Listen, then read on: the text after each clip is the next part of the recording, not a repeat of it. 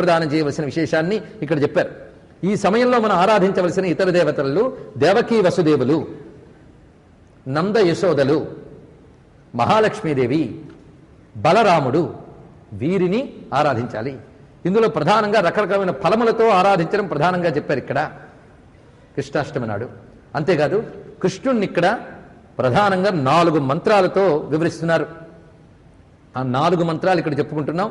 ఇందులో కొన్ని ఆవాహన నుంచి ధ్యానము ఇత్యాది ఉపచారముల వరకు ఒక మంత్రాన్నే వాడచ్చట. తర్వాత మరో భాగంలో ఒక మంత్రాన్ని వాడచ్చు. అలాగే మొత్తం 16 ఉపచారాలకి 4 ఉపచారాలకు ఒకటి చొప్పున్న ఈ 4 మంత్రములు వాడుకోవచ్చు అని చెప్పారు. అంటే పూజ అనేది ఎంత సులభమో చూడండి. ఇక్కడ అసులభం చేసిన వాడు వ్యాస మహర్షి మహానుభావుడు. ఎందుకంటే మనకు అన్ని మేడీజీలే, గట్టిగా రోజులు చేయగలిగిన స్థితి లేదు.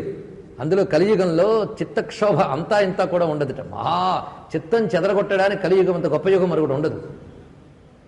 అందుకు దానికి చిన్న చిన్న ఉపాయాలతో బాగు చేయాలని చెప్పాడు. అందుకే కలియుగంలో పుట్టడం అంత అదృష్టం మరొకటి లేదుట. ఎందుకంటే ఇంత ప్రతికూలమైన యుగంలో చిన్నపాటి సాధనతో మోక్షం ముందుకోవచ్చు.